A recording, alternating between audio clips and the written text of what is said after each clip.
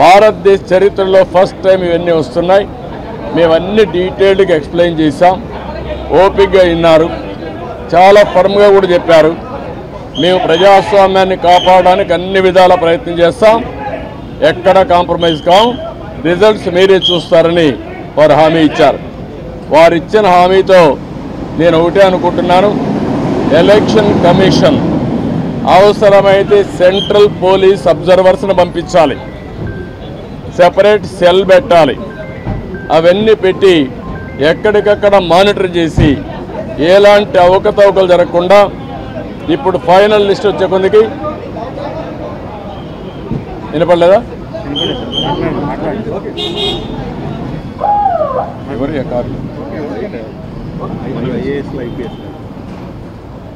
ఎప్పటికప్పుడు మానిటర్ చేయాల్సిన అవసరం ఉంది. ప్రజాస్వామ్యం కోసం మా ప్రయత్నాలన్నీ మేము చేస్తున్నాం, ఇంకా చేస్తాం, దాని గురించి సందేహం లేదు. ఒక్క ఓటు దొంగ ఓటున్న ఎలక్షన్ కమిషన్ దృష్టికి ఎప్పటికప్పుడు తీసుకుపోవడమే కాకుండా వీళ్ళు చేసే ప్రతి ఒక్క తప్పుడు పనిని మేము ప్రతిఘటిస్తాం, ప్రజాస్వామ్యాన్ని పరిరక్షించుకుంటాం. అదే సమయంలో ఎవరిని వదిలిపెట్టాం. కడాన కోర్టుకు కూడా వెళ్ళి తప్పు చేస్తే మాత్రం శిక్ష పడే వరకు ముందుకు పోతామని చెప్పి విజ్ఞప్తి చేస్తున్నా. We are confident. ఎలక్షన్ కమిషన్ అయితే పేషెంట్గా వినడమే కాకుండా వారు 5 కోట్ల మంది కంటే 4 కోట్ల ఓటర్స్ ఉన్నారు, వారందరికీ ఒక భరోసా ఇచ్చినట్టు వాళ్ళు భరోసా ఇచ్చారు.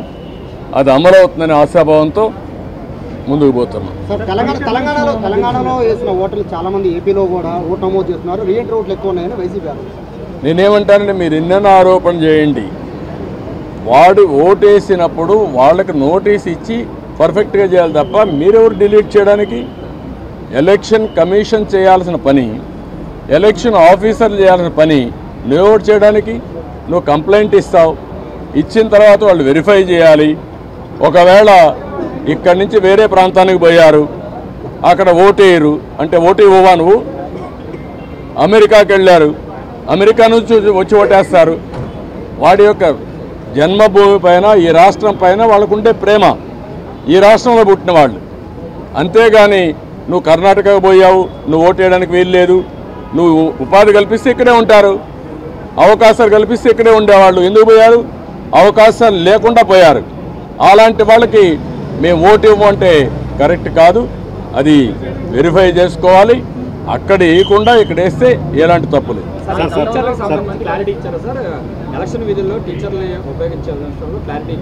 నేను అన్నీ చెప్పిన తర్వాత వారు విన్నారు, చేస్తామనే విధంగా చెప్పారు. ఎట్టి పరిస్థితుల్లో సచివాలయ స్టాఫ్ వేయడం కరెక్ట్ కాదు. సెలెక్షన్ ప్రాసెస్ కాదు, competitive best practices all over the country ఏవైతే చేస్తున్నారో అవే చేయాలి.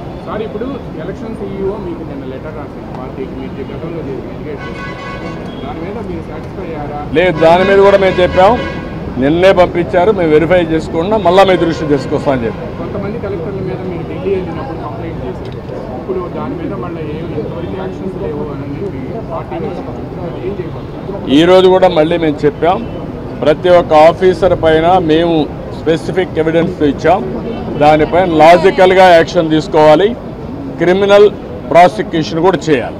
సార్, ఇది ఇంకా తిరుపతి ఎంపీ ఎలక్షన్ నుంచి, బై ఎలక్షన్ నుంచే ఇది స్టార్ట్ అయింది సార్, ఫోకస్ అయింది కూడా. కానీ 2 years అయినా దీని మీద అవి కూడా ఇచ్చాం. మరి తిరుపతి బై ఎలక్షన్లో జరిగింది, గ్రాడ్యుయేట్స్ కాన్స్టిట్యున్సీ ఎలక్షన్లో జరిగింది, 2019 జరిగాయి. జరిగిన తర్వాత మీరు యాక్షన్ తీసుకోలేదు కాబట్టి వీళ్ళు ఏమీ కాదని ధైర్యంతో ఉన్నారు. నేను ఈ విషయం కూడా అది చెప్పింది, ఎలక్షన్ కమిషన్ అనేది ప్రాసిక్యూట్ చేయడానికి కూడా మీకు అధికారం ఉంది.